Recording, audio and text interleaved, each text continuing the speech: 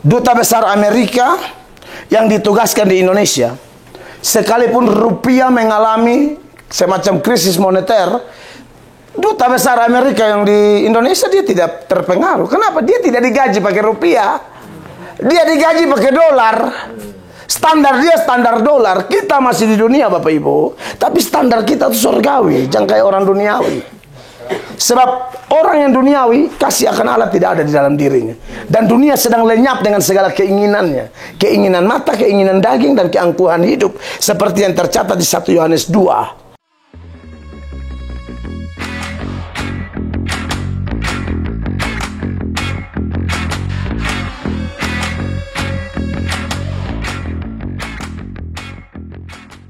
Lukas 12 ayat 51 sampai ayat 53. Demikian bunyi firman Allah. Kamu menyangka bahwa aku datang untuk membawa damai di atas bumi? Bukan. Kataku kepadamu, bukan damai, melainkan pertentangan. Karena mulai dari sekarang akan ada pertentangan antara 5 orang di dalam satu rumah. 3 melawan 2 dan 2 melawan 3. Mereka akan saling bertentangan. Ayah melawan anaknya laki-laki, dan anak laki-laki melawan ayahnya. Ibu melawan anaknya perempuan, dan anak perempuan melawan ibunya. Ibu mertua melawan menantunya perempuan, dan menantu perempuan melawan ibu mertuanya. Dari Lukas 12 ayat 51, 52, 53, saya mengangkat satu pokok pikiran, yaitu pertentangan karena Kristus. Ini ayat secara eksplisit Tuhan Yesus bilang, aku datang tidak bawa damai, aku datang bawa pertentangan. Memang kalau kita belajar ayat ini dan kita bandingkan dengan ayat-ayat lain, memberi kesan kok Alkitab aneh ya. Yesus bilang dia Raja Damai. Yesus bilang damai sejahtera kuberikan kepadamu, dan damai sejahtera yang kuberikan kepadamu beda dengan yang dunia berikan. Tapi sekarang di ayat ini Tuhan Yesus bilang, aku datang tidak bawa damai, aku datang bawa pertentangan. Nah ini mantap nih Bapak Ibu, saudara-saudara, kawan-kawan pelayanan yang dikasihi oleh Tuhan Yesus. Memang kalau kita menyoroti topik-topik yang kontradiksi seperti ini memang butuh perhatian ya, supaya saudara jangan salah mengerti ya. Dengar firman tuh mesti lebih konsentrasi dari dengar gosip. Oh iya, kadang-kadang orang dengar gosip konsen banget sampai digalinya. Terus apa katanya? Digali. Harusnya yang begitu tuh firman. Gosip itu harusnya dengarnya tidak usah fokus. Kalau kebenaran fokus sampai ditanya, kok bisa gitu? Gimana? Ya itu keren. Harusnya begitu memang. Karena Alkitab berkata, perkatakan Taurat itu siang dan malam. Tuhan waktu mau tugaskan Yosua ganti Musa, Tuhan bilang sama Yosua, kalau kau mau beruntung, kamu mau berhasil, renungkan firman itu siang dan malam. Para teolog bilang begini, 1 hari aja kita break merenungkan firman, 1 hari aja, itu kekhawatiran, kegelisahan, sampah-sampah, itu mereka tuh berebutan mau masuk pikiran kita. 1 hari saja kita tidak cover diri kita dengan firman, maka yang ngantri itu busuk semua. Sampah-sampah yang akan mengotori pikiran kita, hati kita, bahkan kehidupan kita dalam segala aspek. Makanya Bang Hendra pernah ngomong, ada pendeta tertentu Bang ya, pengalaman pribadi Bang Hendra, dia bilang gak perlu baca Alkitab, yang penting bikin firman, melakukan firman. Sebenarnya itu kurang lengkap ya. Baca Alkitab itu perintah Tuhan. Kalau memang mau melakukan firman, harus baca Alkitab. Karena ngomong apa-apa tuh dalam Kristen harus dasarnya kitab suci, bukan pendapat Pak Pantas atau Pak Mel atau Pak Rudi atau perasaanku. Tapi menurut dia terkenal banget loh. Bukan masalah dia terkenal tidak terkenal, dasarnya apa? Siapapun dia ngomong tanpa dasar harus digali. Dasarnya mana Pak? Kayak dalam dunia hukum lah, apa-apa dasar. Firman pun dasar. Karena Yesus waktu dicobai setan, Yesus bilang ada tertulis. Ada tertulis. Ada tertulis. Bayangkan, kalau Yesus sendiri memakai yang ada tertulis, lalu ada orang yang jauh di bawah Yesus, tapi tidak pakai dasar. Itu aneh bin ajaib. Dan ngakunya pengikut Yesus. Tuhanmu dan Tuhanku ngomong apa-apa pakai dasar. Jadi kita ngomong apa-apa pakai dasar. Karena apa Bapak Ibu? Yang menyesatkan orang adalah karena orang itu tidak mengerti kitab suci. Makanya dalam Injil Matius 22 ayat 29, itu ayat Tuhan Yesus bilang begini, kenapa orang tidak mengerti kitab suci? Kenapa orang tersesat? Karena tidak mengerti kitab suci. Perhatikan Matius 22 29. Yesus menjawab mereka, kamu sesat sebab kamu tidak mengerti kitab suci maupun kuasa Allah. Oh iya, saya pikir handphone saya sudah di situ. Beliau biasa pakai ini lebih cepat. Ya, kamu sesat karena kamu tidak mengerti kitab suci. Amin. Makanya saya bilang, kalau orang bilang yang penting melakukan firman, salah satu firman yang harus dilakukan adalah baca firman. Dan itu ada perintahnya. Nangkap ya. Kalau Bang Raja suruh El bilang baca buku, itu perintah. Dia harus baca buku. Tuhan Allah kita suruh kita baca Alkitab. Dari mana kita bisa tahu kehendak Allah kalau tidak baca dan dengar? Lain hal kalau kita buta. Beda, itu iman bertumbuh dari pendengaran. Tapi kalau panca indera kita masih lengkap, 1 Timotius 4 ayatnya yang ke-13. 1 Timotius 4 ayat 13. Dengan tegas firman Allah itu bilang begini, perhatikan. Sementara itu sampai aku datang bertekunlah dalam membaca kitab-kitab suci. Bertekunlah dalam membaca kitab-kitab suci.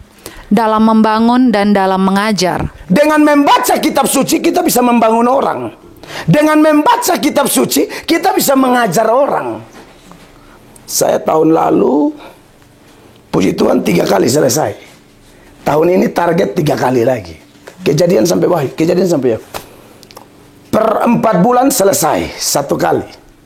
Kan 1 hari bisa 10 sampai 20 pasal. Yesus bilang kamu tidak hidup dari roti saja, tapi dari firman Allah. Amen. Kamu tidak hidup dari nasi goreng ikan asin itu saja. Ya, kamu tidak hidup dari buffet saja. Haleluya. Tapi kamu hidup dari firman. Amin. Nah sekarang udah lebih canggih. Sebenarnya sekarang lebih beruntung bapak-bapak. Kita punya headset, ada Alkitab tuh, yang Alkitab bisa suara. Menurut saya sambil nyetir pun bisa itu. Nggak masalah kan, kadang-kadang kita sibuk kan. Sebenarnya Tuhan sudah permudah kita semua. Nggak mau diganggu, pasang headset, suara. Jadi dia ngomong sama kita, kayak ada orang bicara sama kita. Aduh enak banget itu. Jadi Bapak Ibu yang diberkati oleh Tuhan Yesus, dengan memahami firman, maka ayat-ayat seperti yang mau saya bahas, aku datang tidak bawa damai melainkan bawa pertentangan. Mertua akan bertentangan dengan menantu, menantu bertentangan dengan mertua. Itu akan tahu maksudnya apa. Jangan dibaca sepintas tanpa penjelasan. Pantas aku sama mertua aku nggak nyambung ya. Bukan itu, tunggu dulu. Masih dibahas ini. Belum selesai ini pembahasannya. Jangan asal konflik, ada ayatnya cocok itu. Makanya heran aku ya. Asal dia di dapur, aku di teras. Dia pindah ke teras, putar ke dapur aku. Dia lebih cepat, aku ke rumah tetangga. Macam mananya kan? Jadi, nah data ini menarik sekali Bapak Ibu terkasih. Simpelnya adalah bahwa kenapa Yesus ngomong ini? Yesus hanya mau kasih tahu dia memang Raja Damai, tapi ada damai-damai versi dunia ini. Ada damai-damai yang palsu Bapak Ibu terkasih. Makanya dalam Yohanes 14 ayatnya yang ke-27, perhatikan Yohanes 14 ayat 27, Tuhan Yesus bilang begini, damai sejahtera ku tinggalkan bagimu. Damai sejahtera ku tinggalkan bagimu. Damai sejahtera ku berikan kepadamu. Damai sejahtera ku berikan kepadamu. Dan apa yang kuberikan tidak seperti yang diberikan oleh dunia kepadamu. Beda. Dan apa yang kuberikan tidak seperti yang dunia berikan kepadamu. Jangan apa? Janganlah gelisah dan gentar hatimu. Dunia tawarkan damai, Yesus juga punya damai. Nah, Yesus bilang aku datang tidak bawa damai adalah, Yesus mau bilang, aku datang tidak bawa damai seperti yang kalian pahami selama ini. Saudara tahu beda damai Yesus dengan damai dunia ini? Damai Yesus itu namanya damai yang melampaui akal. Saudara pernah baca Filipi 4 ayat 7? Yesus bilang damai sejahtera. Kalau Yesus itu memelihara kita, hati dan pikiran kita dengan damai sejahtera yang melampaui segala akal. Perhatikan. Damai sejahtera Allah yang melampaui segala akal akan memelihara hati dan pikiranmu dalam Kristus Yesus. Kalau damai dunia ini, damai yang masuk akal. Duit banyak, damai masuk akal. Amin. Asam urat belum kumat, damai banget, masuk akal. Darah masih stabil, damai sejahtera. Tapi kalau udah naik, wah, WA kawan-kawan, tolonglah obat katanya. Saudara, bisnis lagi lancar-lancar, income meningkat dari tahun 2023 ke tahun 2024, damai orang. Bang Alam tangani kasus, wah lancar banget, selesai. Udah kasusnya besar, cepat pula, nggak ada lika-liku macam-macam, damai banget. Oh, itu sepanjang jalan hanya hamba memuji kebesaran. Aduh, itu ketemu orang Shalom GBU. Iya kan? Damai kali kan? Shalom GBU GBI. Iya. Karena apa? Masuk di akal. Nangkap ya Bapak Ibu ya. Cek anak-anak sekolah bagus, prestasi bagus, hasil bagus, enak banget, sehat semua, masuk akal. Kita posting sesuatu yang like lebih dari 50 sampai 100 orang. Ah, damai banget, banyak kali temanku yang like postinganku itu waktu di Aspin apa? Aduh, damai banget. Tapi kalau yang diposting yang like pun nggak ada, yang komen pun nggak ada, ya komen sendirilah. Aku bersyukur kepada saudaraku. Tapi beda sama damainya Tuhan yang kita baca di Filipi 4 ayat 7. Makanya Yesus bilang yang aku beri beda sama yang dunia beri. Yang aku beri melampaui akal. Sakit tapi damai. Amin. Itulah lewat akal. Amin. Diproses begitu rupa dalam keuangan, tapi damaiku tak tergoncangkan. Amin. Kekasih Allah. Jadi kalau damai naik turun, itu damai yang masuk akal. Maka Yesus bilang, aku tidak datang bawa damai model begitu. Aku datang bawa damai yang lain di atas segala-galanya. Amin. Petrus waktu lagi aman-aman, banyak kali ceritanya kan, si Petrus ngomong besar. Guru bilang nanti gembala ditangkap, domba dicerai-beraikan. Guru, yang lain boleh tinggalkan, tapi ini Petrus si menjuntak, misalnya contohnya. Ini Petrus si menjuntak. Bulan Juni. Aku Petrus si menjuntak, misalnya kan. Yang lain boleh tinggalkan, ya. Thomas Hutagalung boleh tinggalkan, ya. Yakobus Pardede boleh tinggalkan kau, tapi Petrus si menjuntak. No. Yesus bilang, Petrus, malam ini, hari ini, malam ini juga, sebelum ayam berkokok 2 kali, engkau sudah menyangkal aku 3 kali. Makanya di Markus 14 itu kan, Markus pasal 14 mulai ayat 29, Petrus dengan begitu semangat ngomong berapi-api. Ini keadaan lagi kondusif, zona nyaman, semua bisa besar mulut. Perhatikan ayat ini. Kata Petrus kepadanya, biarpun mereka semua tergoncang imannya, aku tidak. Aku tidak. Petrus bilang begini, Tuhan Yesus. Lalu kata Yesus kepadanya, aku berkata kepadamu, sesungguhnya pada hari ini, malam ini juga, sebelum ayam berkokok 2 kali, engkau telah menyangkal aku 3 kali. Sebelum ayam berkokok 2 kali, engkau telah menyangkal aku 3 kali. Anda bayangkan itu. Tapi apakah kemudian Petrus patah semangat? Tidak. Tambah berapi-api, Bapak Ibu terkasih, tambah menyala. Ayat 31. Tetapi dengan lebih bersungguh-sungguh, Petrus berkata, sekalipun aku harus mati bersama-sama engkau, aku takkan menyangkal engkau. Semua yang lain pun berkata demikian juga. Ini karena lagi aman-aman. Tapi Bapak Ibu sudah tahu ya, dari sekolah minggu cerita ini ya. Dan Petrus itu semangatnya menular memang. Waktu dia ngomong kayak begini, ini ayat bilang, yang lain pun juga bilang, aku juga Tuhan, aku juga. Gara-gara si Petrus inilah. Tapi Anda lihat di ayat 50 dari Markus 14 itu, Alkitab berkata semua lari. Semua, tidak ada yang sisa. Lalu semua murid itu meninggalkan dia dan melarikan diri. Bapak Ibu lihat, ini dari saat Petrus masih memiliki damai-damai biasa. Damai yang versi kebanyakan orang. Damai masuk akal. Tapi Anda lihat ketika dia bertobat, Tuhan pulihkan dia. Tuhan itu baik ya.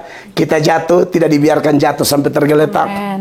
Ada nggak orang lebih baik dari Petrus yang sudah banyak ngomong menyangkal? Ada nggak? Bisa nggak Tuhan ganti dia dengan yang darah biru, turunan Lewi turunan imam besar Ada nggak? Ada.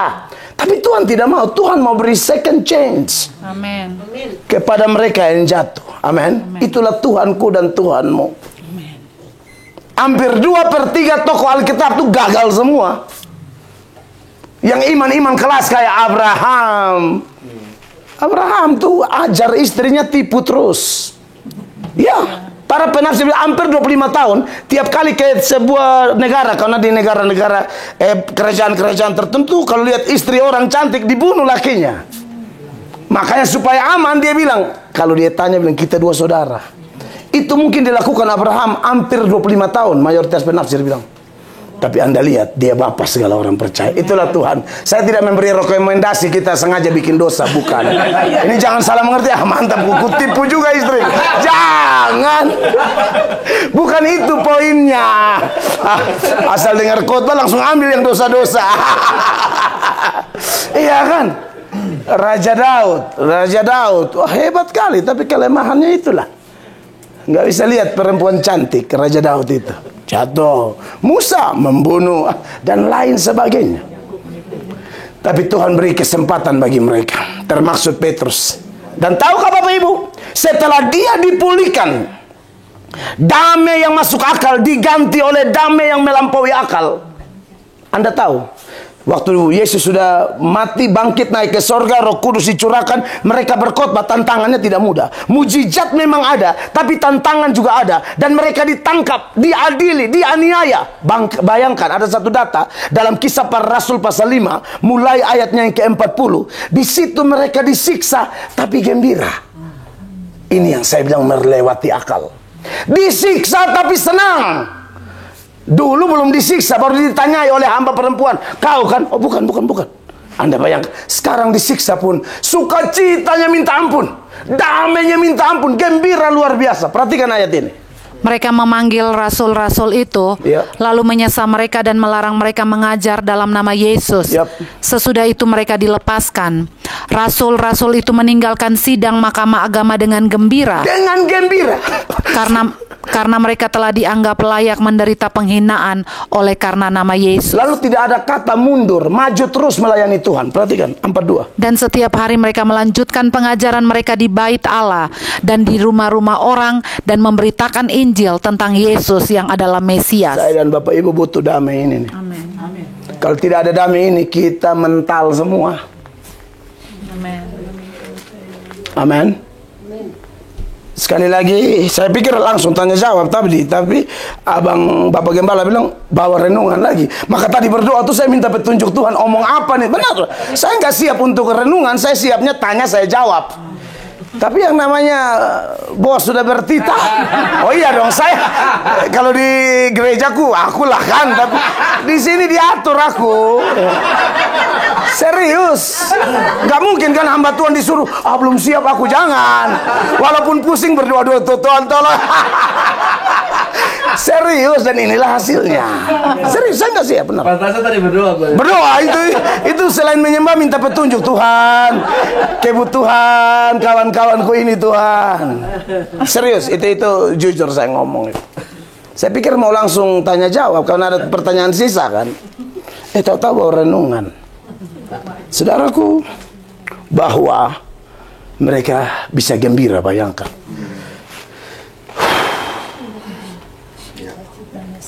Di Amerika lebih tahu lah, tapi di Indonesia banyak orang tuh pindah gerejanya tersinggung. Belum sampai level dicambuk sampai berdarah-berdarah.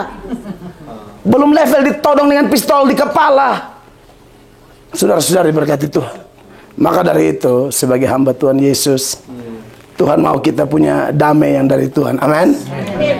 Dan kalau kita punya damai itu, kekasih Tuhan, nah ini menarik sekali. Kalau kita memiliki damai itu, kita mau tes nih. Ini damai sudah ada belum di kita ya? Sementara poin ini berjalan, silakan sekali lagi. Saya sudah khotbah hari Minggu atau hari apa di sini. Pokoknya dengar firman, cermin, bukan spion. Itu di gereja ya? Apa di sini? Oh di sini. Oh wow. Dengar firman, cermin, lihat diri. Nah, tanda kalau orang sudah benar-benar punya Yesus dan punya damai yang melampaui segala akal, sehingga tak terhindarkan. Hidupnya itu, walaupun dia berusaha bawa damai, tapi tidak semua orang pasti setuju dengan apa yang dia bawa. Jangan pikir bahwa damai lalu pasti semua damai. Tidak. Memang ada ayat firman yang berkata sedapat-dapatnya ya. Roma pasal 12 ayat 18. Sedapat-dapatnya kalau itu bergantung kepadamu, hiduplah dalam perdamaian dengan semua orang. Ini ayat bilang. Tapi jangan salah. Kadang-kadang kita mau bawa damai, tapi orangnya tidak terima damai. Petrus ketika khotbah perdamaian, satu kali khotbah 3.000 orang bertobat. Amin. Stefanus dan Petrus sama-sama dipimpin Roh Kudus. Stefanus juga mau bawa damai, tapi beda hasilnya.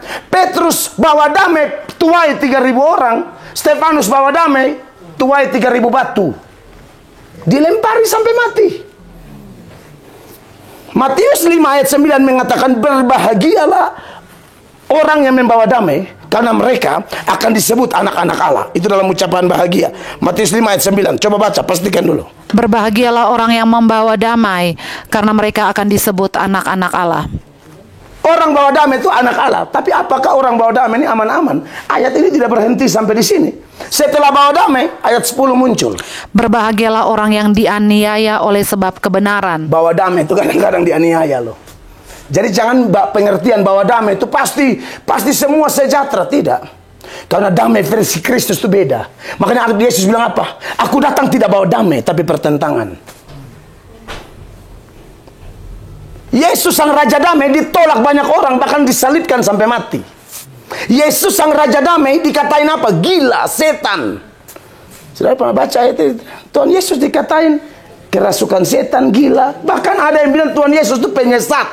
Anda bayangkan, kalau Mel Atok diomongin begitu, sambil baca Alkitab saya tidak kaget.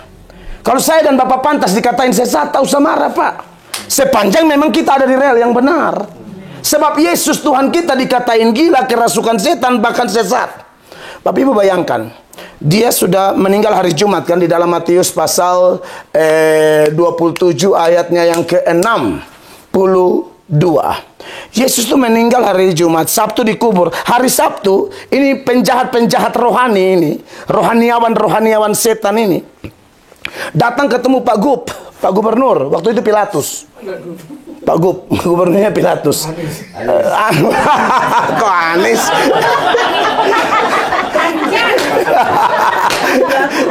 Tunggu dulu. Mereka bilang begini, ini aku jadi politik larinya. Nah, inilah pertentangan itu ya. Matius 27 ya, ayat 62, perhatikan. Keesokan harinya, yaitu sesudah hari persiapan, datanglah imam-imam kepala dan orang-orang Farisi bersama-sama menghadap Pilatus. Betul, mereka bilang apa? Dan mereka berkata, Tuan, kami ingat bahwa si penyesat itu, yang dimaksud Yesus ini, sewaktu hidupnya berkata, sesudah 3 hari aku akan bangkit. Sampai di situ. Siapa yang pernah mengklaim aku mati 3 hari bangkit? Cuma Yesus. Yesus lagi mati. Mas bayangkan aja. Tidak cukup mereka bilang dia gila. Tidak cukup mereka bilang dia kerasukan setan. Si penyesat itu. Padahal ini Raja Damai loh. Makanya dia bilang, aku datang tidak bawa damai. Karena damai versiku hanya diterima oleh orang-orang yang dia pilih. Yang dia tidak pilih tidak akan paham damai versi Kristus. Tapi itulah, Yesus dikatain gila, dikatain sesat. Biasanya memang di kalangan orang gila, orang waras yang dianggap gila. Serius, saudara.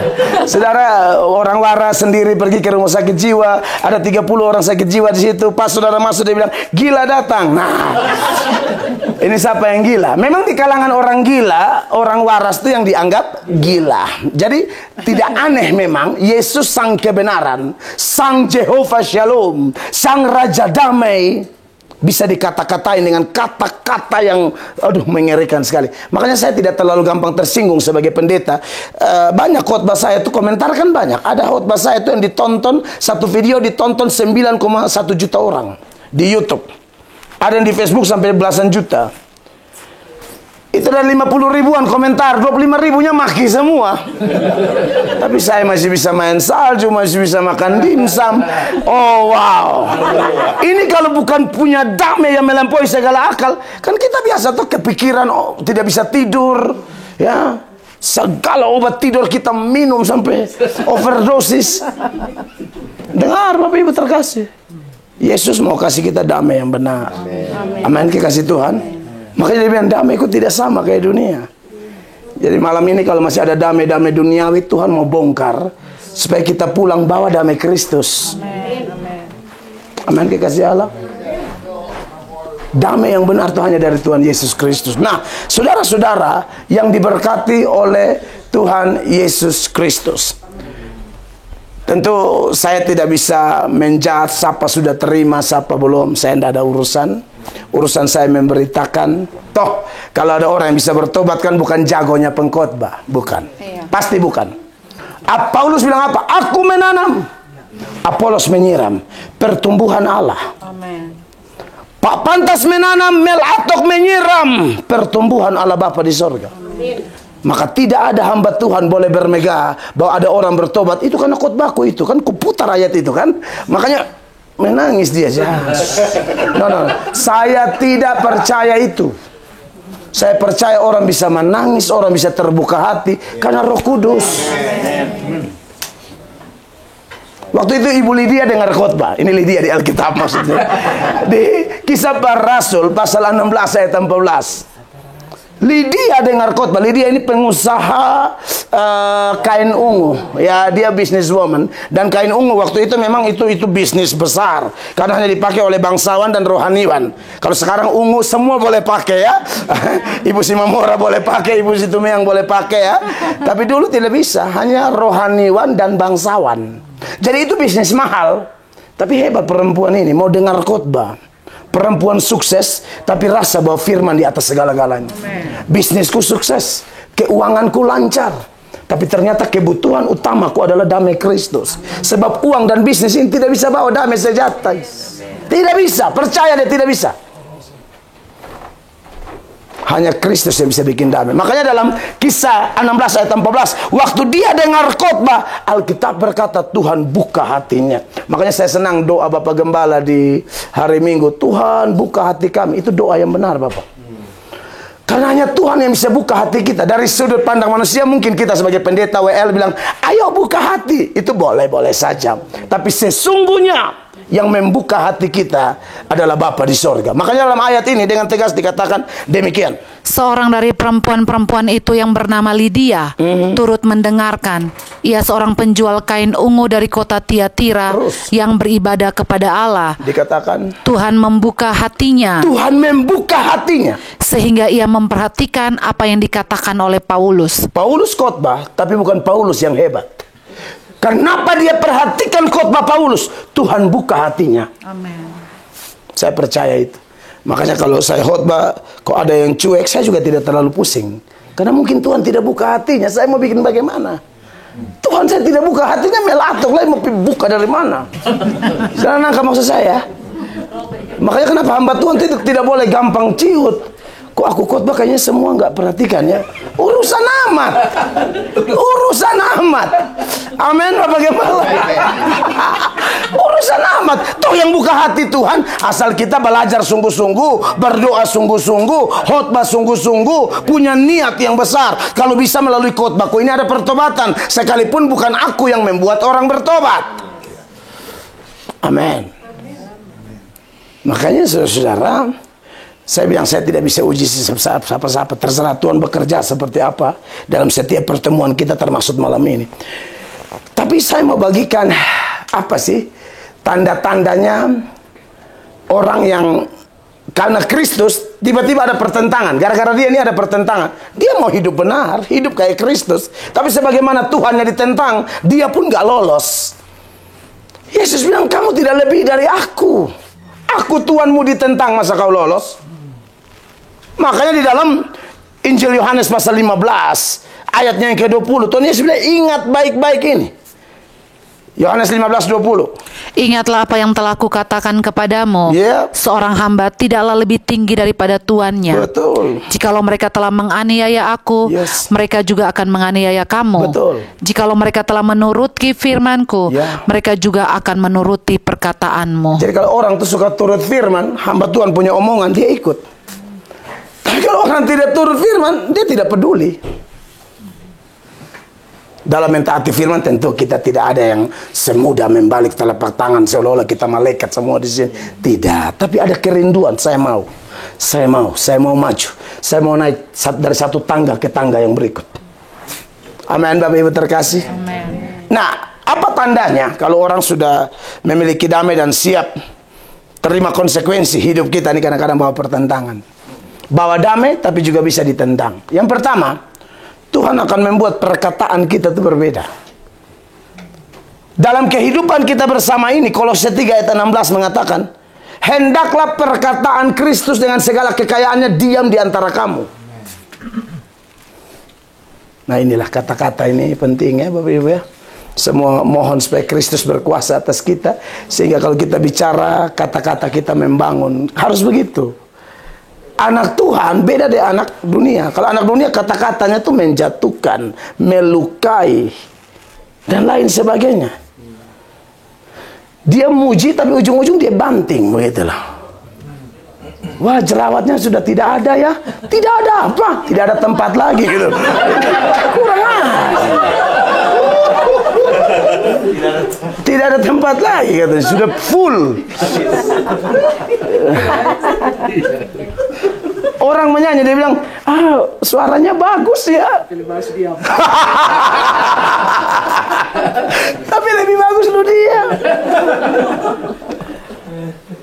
Saudaraku, anak Tuhan tidak begitu.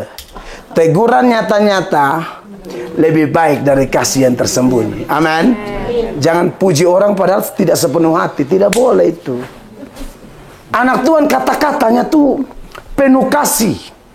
Amin. Kolose 3 ayat 16 dulu. Kolose 3 ayat 16 dulu. Tadi saya sudah sebut. Hendaklah perkataan Kristus diam dengan segala kekayaannya di antara kamu. Amen. Sehingga kamu dengan segala hikmat mengajar dan menegur seorang akan yang lain, dan sambil menyanyikan mazmur dan puji-pujian dan nyanyian rohani, kamu mengucap syukur kepada Allah di dalam hatimu. Kolose 4 ayat 6, maju sedikit, dia bilang begini. Kolose 4 ayat 6. Hendaklah kata-katamu senantiasa penuh kasih. Hendaklah kata-katamu senantiasa penuh kasih. Jangan hambar. Jangan hambar. Sehingga kamu tahu bagaimana kamu harus memberi jawab kepada setiap orang. Amin, saudara. SGW ini banyak, kita ini asik. Namanya kita juga lucu boleh, tapi tetap jaga supaya membangun. Amin, Bapak Ibu terkasih. Amen. Karena kalau tidak nanti kacau. Anak-anak dunia cara ngomongnya itu kasar, melukai, menyakiti, dan tidak mendatangkan berkat. Sedangkan Alkitab bilang bicara sedemikian rupa sehingga orang yang mendengar, Efesus 4:29, sehingga orang yang mendengar itu memperoleh kasih karunia. Perhatikan ini Bapak Ibu. Efesus 4:29. Janganlah ada perkataan kotor keluar dari mulutmu. Jangan. Tetapi pakailah perkataan yang baik untuk membangun di mana perlu. Amen. Supaya mereka yang mendengarnya beroleh kasih karunia. Amin. Jadi ini kita belajar masing-masing ya. Ada yang dikurangi sampai dibuang sama sekali. Iya kan dulu apalagi kita orang Timur, orang NTT, orang Batak kan omong apa-apa kan kesambarnya maki gitu tuh. Kalau ikut firman tidak boleh. Kalau tidak kita tidak bawa damai. Kita tidak bawa berkat. Amin Bapak Ibu. Alkitab jangan serupa dengan dunia. Dimulai dari mana? Perkataan kita. Bicara sedemikian rupa sehingga orang beroleh kasih karunia. Walaupun kita dari suku-suku yang keras, tapi dalam Kristus, saya sudah khotbah di gereja, hendaklah dalam hidup menaruh pikiran dan perasaan Kristus, juga perkataan Kristus. Yang kedua, pikiran kita. Pikiran Kristus dengan pikiran dunia itu beda, ya. Kalau pikiran Tuhan itu yang enak-enak lah. Kalau pikiran dunia itu kan tidak enak.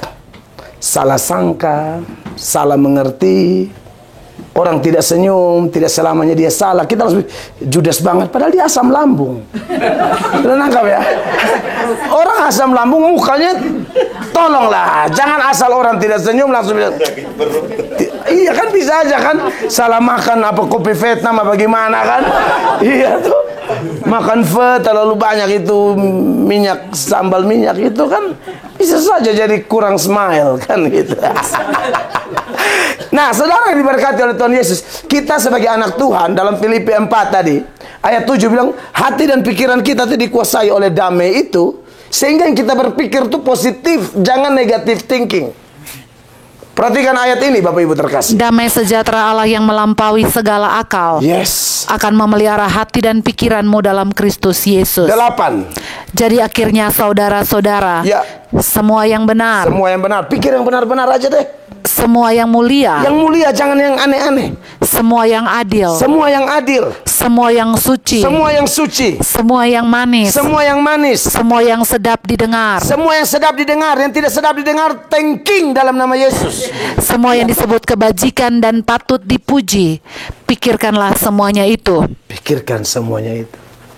Makanya kenapa mesti baca Alkitab? Supaya kita renungkan firman, jangan renungkan kita punya orang punya omongan tidak damai. Amin Bapak Ibu. Amin. Harus begitu. Makanya saudara-saudara, pikiran Kristus itu beda. Kalau pikiran dunia tentu beda. Waktu orang bertobat, dia dibaharui dari pikiran. Makanya ada kata Yunani metanoia. Metanoia itu perputaran pikiran 180 derajat. Kalau dulu dia ke sana, dia berputar 180. Pak. Nah, itu namanya bertobat. Ada yang putarnya sampai 360. Ah ini makanya nggak bertobat, kumat lagi. Putarnya kencang kali. Sap. Cukup 180. Jangan kalau langsung ini kan antrian panjang menuju neraka, putar. Jadi antrian panjang menuju surga. Ini dia putar kembali lagi ke neraka. Haleluya. Hancurkan kuasa kegelapan. 3, yang ketiga, tadi perkataan, pikiran. Itu yang sering bikin kita beda dengan dunia. Yang ketiga adalah tujuan hidup.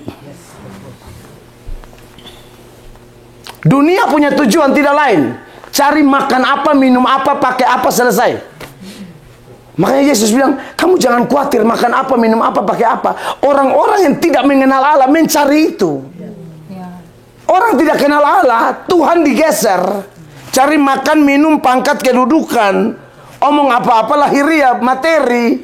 Padahal materi kita ini mau sekaya apapun, mentoknya lubang kubur. Nggak ada kita meninggal bisa bawa sedan. Dulu-dulu ada tuh di kampung-kampung, orang meninggal ditaruh motor, ditaruh kopi, air panas, gelas, dibisikin ke jenazahnya, aus ngaduk sendiri gitu.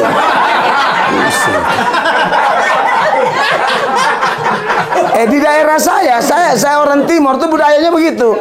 Meninggal ditaruhlah senter lah, lilin lah, radio kesayangannya, batik lah, jas pensiun lah, segala macam. Yang paling parah tuh taruh Alkitab, padahal selama hidup tidak pernah baca Alkitab.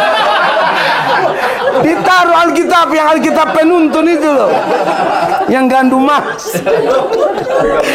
Ini selama hidup tidak pernah ada waktu baca Alkitab. Mati taruh Alkitab dalam rangka apa? Makanya papa dan mama saya meninggal kan saya yang kubur. Saya sudah ultimatum semua. Jangan ada yang coba-coba taruh Alkitab di dada ya. Cukup, tidak usah. Tidak perlu orang hidup yang butuh Alkitab. Orang mati ngapain kasih Alkitab? Papa dan mama saya ada di YouTube tuh. Jangan ada yang ngomong-ngomong dengan orang mati ya. Orang sudah mati ke baru kau omong. Dulu dia masih hidup kau nggak pernah tegur dia. Udah mati lewat kuburan, shalom, lu cari hal. Dia kalau balas, dia balas habis kau. Suka aneh-aneh kadang-kadang. Suka begitu, gak tahu lah di Medan ya. Tapi kalau di Timur yang begitu, saya sering kasih masukan dengan firman ya sedikit buat kocak, tapi mereka ya juga ya iya. Amin.